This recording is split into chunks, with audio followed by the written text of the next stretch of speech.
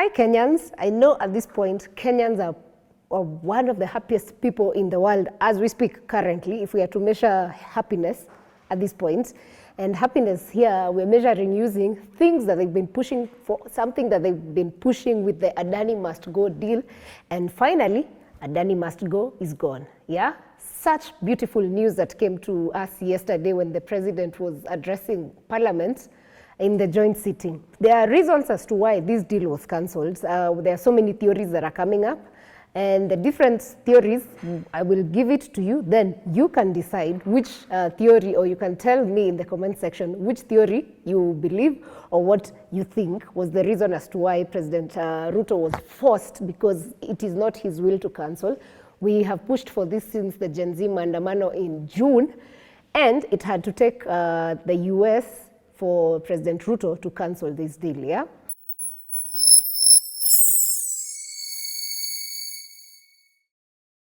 One thing and one person that we must give his flowers is one Nelson Amenya. Nelson Amenya is the guy who sent out a tweet, an alert in July saying, Amkeni tunaibiwa. And the Amkeni tunaibiwa had a deal that had a statement that JKIA was going to be leased to Adani Group, the Indian group, for the next 30 years. When Nelson raised this issue, so many people didn't trust him, by the way. Guys thought it was a lie. Guys thought he was being paid by politicians. Even as of yesterday morning, people were asking him, how much are you being paid by the Chinese to push and kill this development project that President Ruto wants for Kenya? So Nelson Amenya, receive your flowers. This is what it takes to be a patriot. This is what it takes to fight for a country. The guy is not even in Kenya. The guy is in France, but he has fought this fight to the end. He has pushed for it, and he has seen it come to an end. So Nelson Amenya, we love you, we appreciate you. Thank you for being a true patriot for Kenya and representing what Kenya stands for, even while miles and miles away. Some of the theories that are coming up about this cancellation, one is that, you remember the CIA director was in Kenya a few months ago, yeah? So word has it that when he came to Kenya, the investigation was still being followed about Adani, because the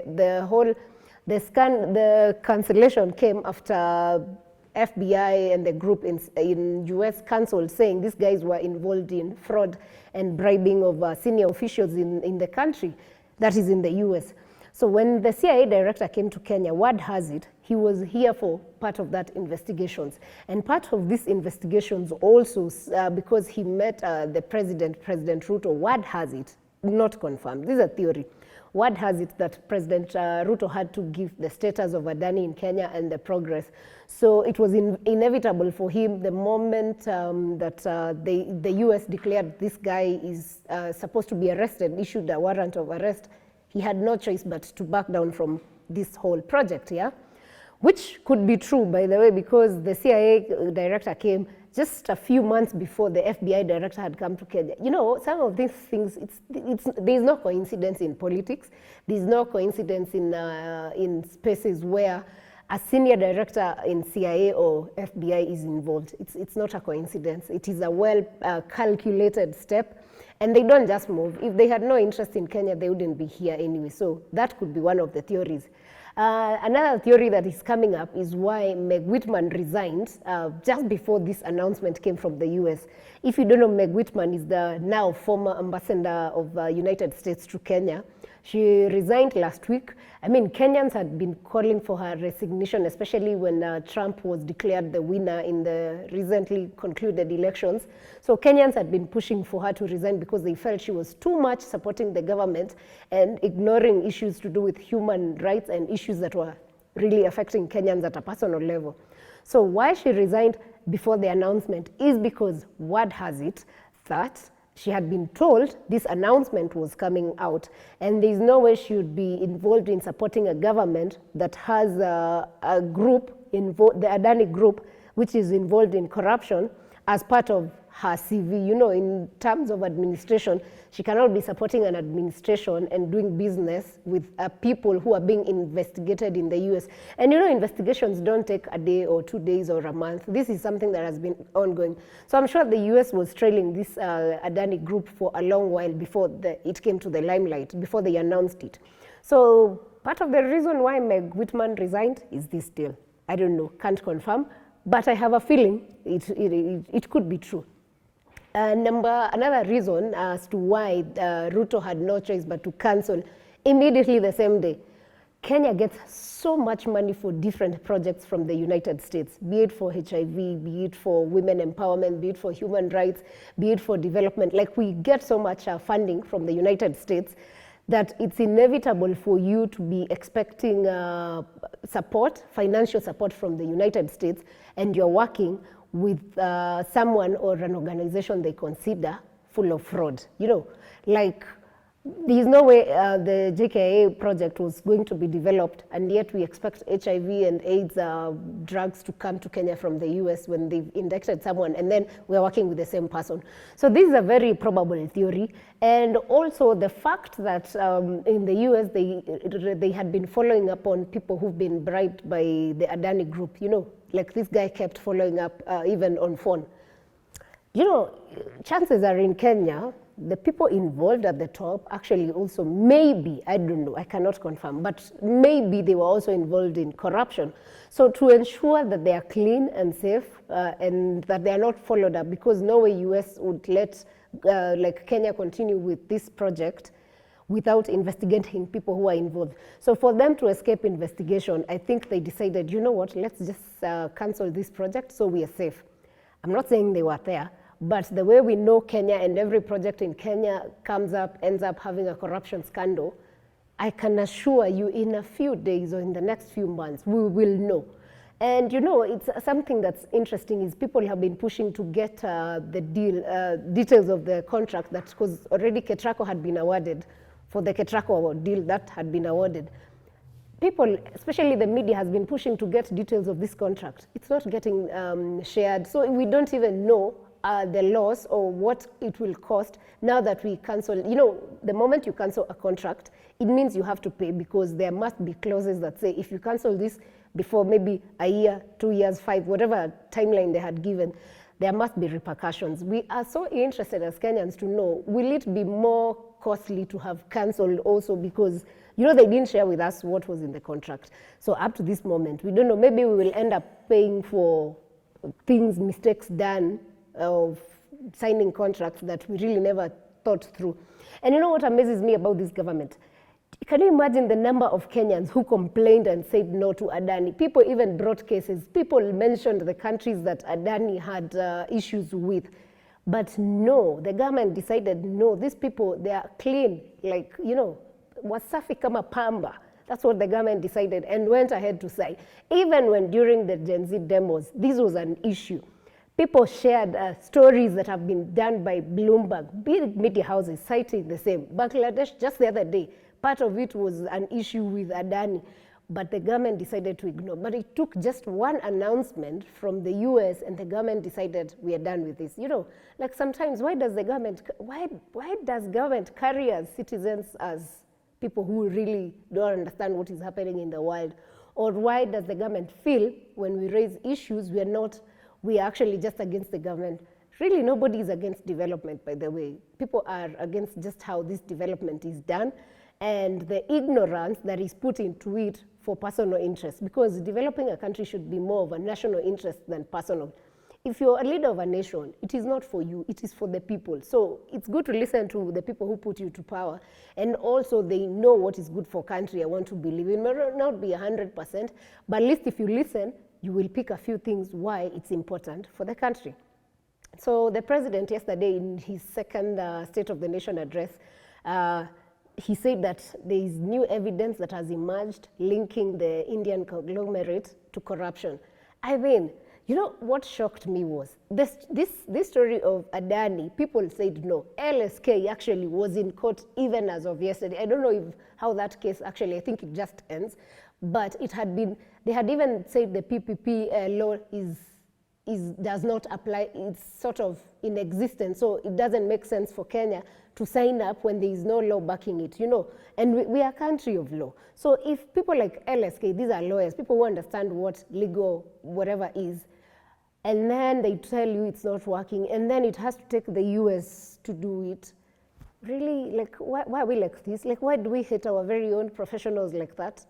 So anyway, he directed the Minister of Transport and Petroleum to cancel all the deals, and also, you know, like now in JKI deal, which was ongoing behind the scenes, towards the final steps, I believe, those ones were cancelled. So Gautam Adani, the group CEO, along with 7 other executives in the multi-billion-dollar company, they were indicted by the Department of Justice in the US for bribing Indian government officials. And according to this story, the indictment alleges schemes to pay over $250, which is approximately 32 million in bribes to Indian government officials. Can you imagine how much money that is?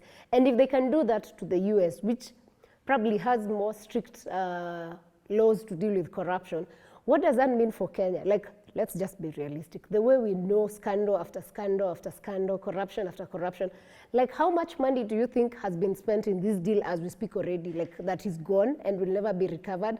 How much more do you think they were going to gain from the corruption deals in 30 years? Because no way we were surrendering the biggest international airport in the region for 30 years with people not benefiting. But there, guys, if you're in government, we already know the way you carry out these deals, and we know there are kickbacks involved. So it's a shame on you who was involved in it. If you really thought this was the best decision for Kenya and people raised issues and you ignored, I think it's time we change your ways or perish. People are now so alert and access to information is very easy for us. So you won't lie to us. You may come and think we don't understand, but we read and we have access to information, so we know. So according to the indictment, the Adani Group has for years bribed officials to lie to US investors and acquire green energy supply contracts. That has been for years. Can you imagine in Kenya, in the last few months that we've had of Adani, and the way it was pushed? Raila Odinga said Adani is good. President Ruto, Adani is good. Their CSs, Adani is good. As late as yesterday morning in Parliament, when the Minister of Energy appeared in Parliament, imagine he had the guts to say that, this is the CS Opiyo Wandayi, he had the guts to say that, no, we will continue with this project because we don't find any fault in Adani. Like, even the US had already raised an issue it was the previous night. But because he's appearing in Parliament, he's trying to justify that, no, guys, Adani is clean. For this particular deal in Kenya, it is clean.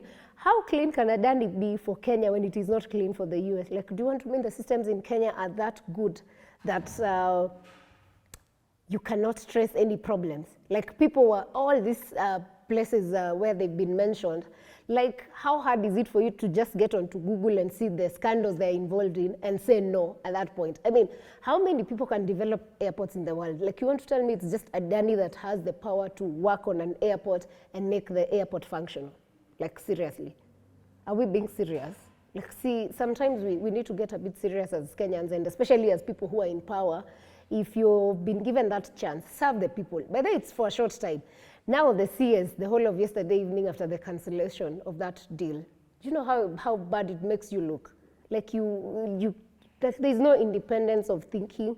Like, you're such an ignorant person who just says things because you can say it. It was very unfortunate to see Opiyo in that situation, and I hope you find a way out. Anyway, something else is that further to the cancellation of Adani involvement in the health in the JKIA project, leaders and Kenyans basically have come out to say that it's not just the JKIA project where they are involved in. Adani is also in this thing people are calling Shisha, whatever, this health thing that now the president yesterday called Taifa Health, which we don't even know what it is, by the way. And by the way, we were okay with the NHIF. I think it was working. I don't understand why we had to push this Shisha thing that is not working. Now we've renamed it to Taifa as if the name was the problem. It is not the name that is the problem. It is the functionality. It is not working. Can we at least maybe transfer people when the system is functional? Because now we have people dying. We've seen people on TV crying because they're watching their folks, their friends, their family die, simply because we had to push this shift thing down people's throats. And in essence, it's not working. Please, as Kalonzo Musyoka has said, it is not enough to cancel Adani Group deals in JKA and Ketraco. Adani is also in Shifsha. Ruto should also cancel this deal immediately. That's according to Kalonzo Musyoka. And he's actually speaking the thoughts of so many Kenyans because we are not happy about it. I mean, it's not working. Can we just find a way of making things work proper? CS for Treasury, John Mbadi, you know, some of these CSs, I don't know. He was defending the Adani deal, also saying how good it is for the country. So after the speech by the president, he said that none of the Adani deals had been concluded as they were still undergoing the procurement process. Guys, this is the same CS who told us that they had done due diligence for Adani. I don't know if you remember, but that clip is there. That he had taken one day, they had taken one day and they had done due diligence. 1 day in Kenya to do due diligence. Guys, they can do 1 day due diligence for Adani, but they can't do the same for Shif and Shaf. Months later, they know people are dying, they've seen it. Maybe they don't know because they don't use it. But imagine they took 1 day to do due diligence for Adani, a deal that has now been cancelled, but they can't sort the mess that is in the health sector, in the education sector, and all these other sectors, because you know it as Kenyans. CSs that are appointed, please be better, do better for Kenya. I mean, you're in a position where you have the power to influence and to change things. Just do the right thing. Something else, he said that under the Adani deals were under PIP and can be cancelled at any time without legal repercussions. Again, I repeat, that is a story that LSK has said the government must make public all the costs and losses incurred from the controversial Adani deals that President William Ruto cancelled following public outrage. I mean, as far as we know about contracts, no way a contract, especially for Ketraco, where it was already in progress, you want to tell me that deal will not come at a cost? No, no way. And you know why it is hard to believe? You know, you remember they told us when we sent our police to Haiti, they said that the UN was funding the project. Just the other day, the CS again has come out. CS Mbadi has come out to say we've already spent 2 billion and something as Kenya to pay for that deal. And the UN hasn't put funds back. So if you told a lie, okay, if you told a half-truth at that point, which is technically a lie because it is Kenyan money that has been used for that project in Haiti, and the UN hasn't paid. So if already we can see a lie that came just a few days ago, how are we supposed to trust you that from this project, then Adani deal, that as Kenyans, we will not end up paying for a cost and losses that were not supposed to be incurred because people already had said no to this project? Like seriously, how are we supposed to believe? You know, when the other day the Catholic bishops said this government has perpetuated a culture of lies. These are the things that are causing people to believe and feel that the government is full of lies. Imagine, I am counting days, I kid you not. Let's give them some days and just find out how much money we're supposed to pay for this contract that was cancelled, yeah? Now, the Adani had proposed a 260 billion Kenya shillings deal that was to renovate Jomo Kenyatta International Airport for a 30-year period and provide 95 billion Kenya shillings to develop the country's transmission lines, all under the public-private partnership model. Thank God this contract has been cancelled. I hope as CS's president, anyone in leadership, MPs also, please just play your role. It's not too much to ask for good leadership as a country, yeah? Good governance has to happen with everyone, and the people in power, especially the decision makers, do what is right for us, yeah? Guys, share with me what you think in the comments section about this cancellation. Which theory, by the way, works for you? What do you believe was the reason why genuinely President Ruto cancelled this deal?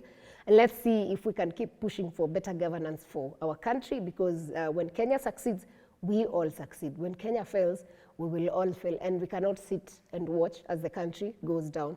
We have to fight for Kenya. We have to be patriotic as Nelson Amenya, and we have to make sure Kenya stands out among the great nations, yeah?